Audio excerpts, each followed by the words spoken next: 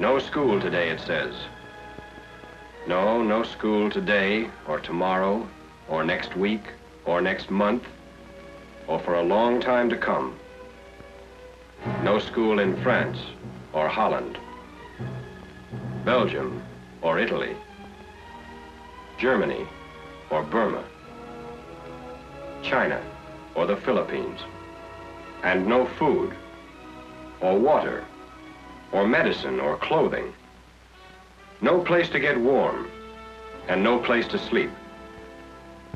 For these are refugees, everywhere a byproduct of war and a problem for Allied armies.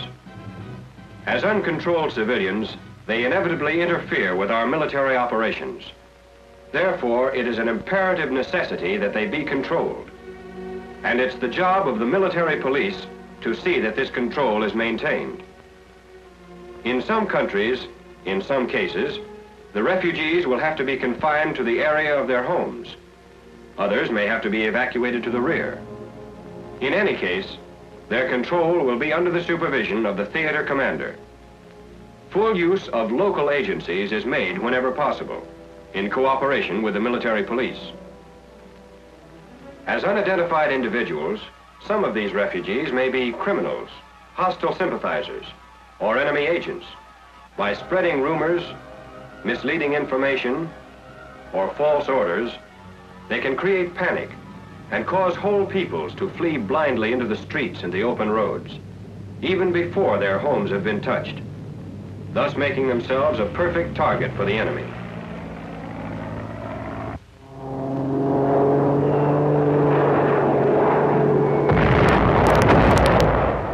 Just as it happened here over France, so it happened over China.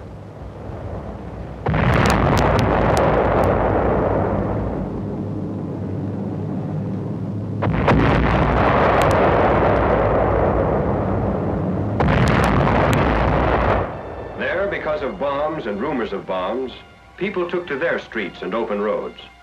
They too became homeless wanderers and created a hazard to military operations by blocking the movement of troops and supplies.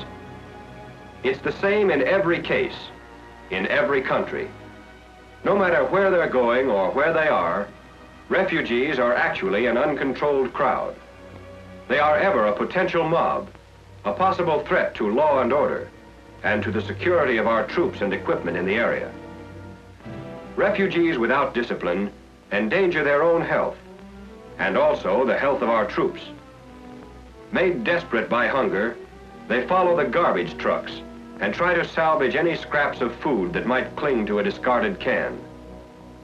Their bombed-out towns mean disrupted water supplies, broken sewer disposal systems, inadequate shelter. These in turn mean more exposure and more sickness. So for both military and humanitarian reasons, we must act quickly and decisively. The commanding general orders a compulsory movement, which changes the status of the refugees into that of evacuees. His staff, which may include a civil affairs officer, called G5, prepares the plans for civilian evacuation. The local commander, guided by the tactical situation, carries the plans into effect. Orders go down the line specifying exactly to what place the civilians will be evacuated and what arrangements have been made for receiving them. The MPs assigned to each succeeding lower echelon handle the physical side of the movement. There is a necessary difference in the discipline required for handling the evacuees of enemy countries as compared to those of liberated nations, and action is taken accordingly. While extreme alertness is required in both cases, in conquered territories, the strictest vigilance and aloof discipline is absolutely essential. Sometimes the evacuee will resist the order to leave his home. But evacuation is a compulsory movement, and he has no choice. Most often, however, he is ready to come out of his hiding place, his abandoned mine shaft, air raid shelter, or subterranean dugout, where he has lived for days seeking refuge from the air and artillery attack of both belligerents and the demolition activity of the retreating enemy. Gathering evacuees at designated collection points is the first step in the evacuation procedure. These collection points may be any suitable buildings or street corners. The second step is to direct the evacuees to the evacuation center, a large, convenient gathering place which may be any suitable location in town, an abandoned factory, group of houses, or school, just as long as it's away from the main lines of communication. Or the area selected may be outside the town limits. Wherever it is, the military police stay right with the evacuees throughout each move.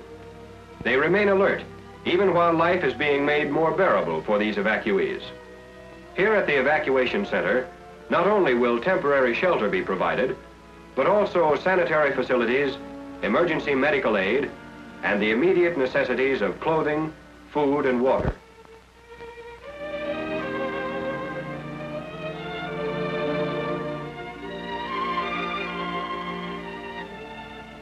These material requirements will be furnished whenever possible from civilian sources and captured enemy supplies.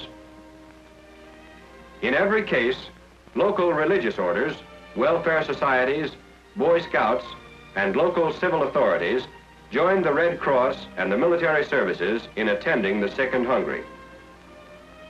This evacuation center is the place for immediate aid and temporary shelter, and it will remain as such only until the third step can be arranged, transporting the groups back further to an evacuation area, a more permanent.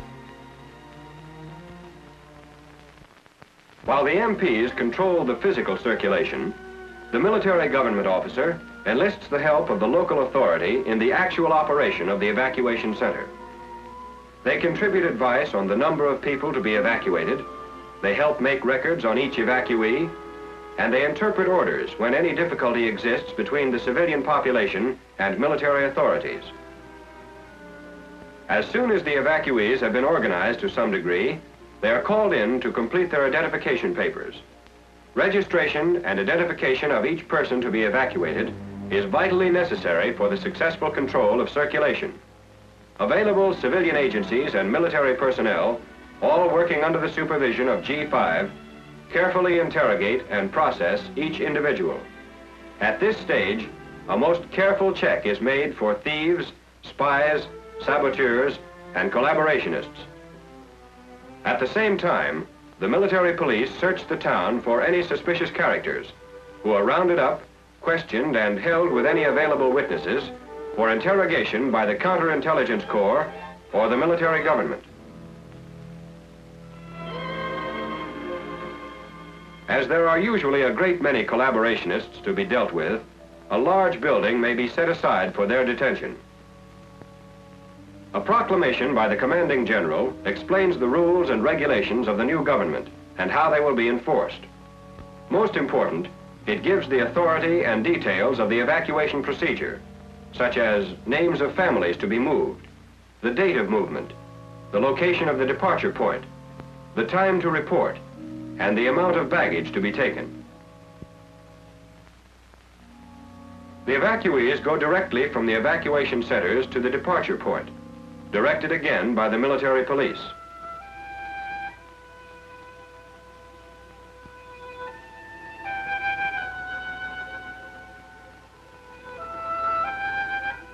All available civilian means of transportation are used, but often fast-moving army vehicles must be relied upon to do the job. An interpreter will be appointed to act as leader in each vehicle for the duration of the trip. He is advised of the plans for the entire movement, the details of protection, feeding, medical attention and inspection, sanitary arrangements, route to be followed, and the final destination. These plans, worked out ahead of time by the staff of the commanding general, are coordinated with the plans of the tactical command, so as not to allow congestion of the roads in the area. And particular care is made that slow-moving vehicles are directed to proceed on less important side roads. In some cases, evacuation by train, wholly or in part, may be preferable and even necessary, or in other cases, evacuation by ship may be advisable. Here, the procedure is the same as by land. The movement is guided by the military police.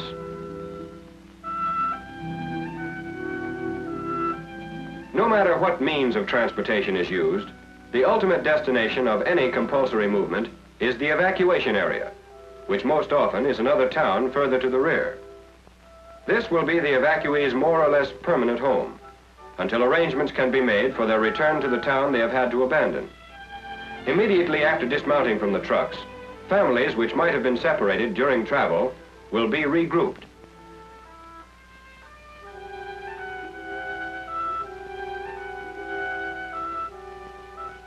Then together they will go to the billeting officer, who will make every effort to house them as one unit, under one roof.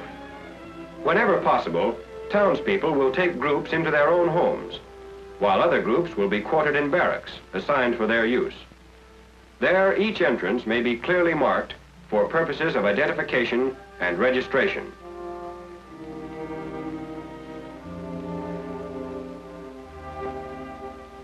For the first few days, foodstuffs may have to be furnished by the Army from captured enemy supplies or local resources.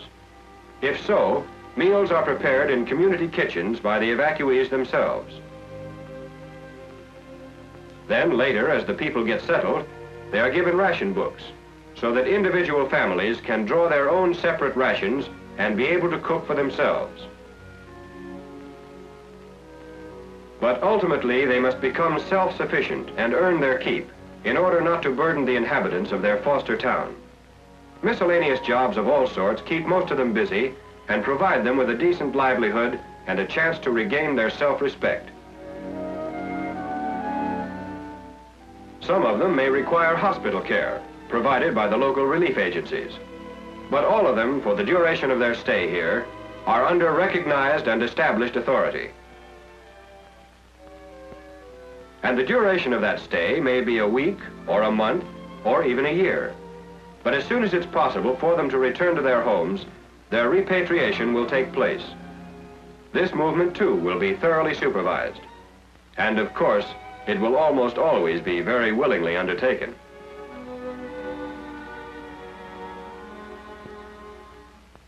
So they come home, even though the home is not as it used to be.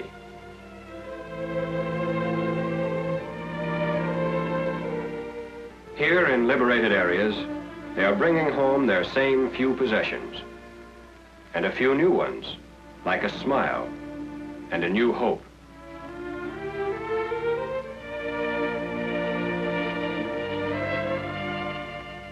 But most of all, they bring a desire to dig away the rubble, to plant their roots again, to begin a new life, the kind of life for which we all have fought and suffered, and for which we will continue to fight. The kind of life which is retained only at the price of constant vigilance, now and until peoples everywhere can dig again in their own native soil, unafraid and free.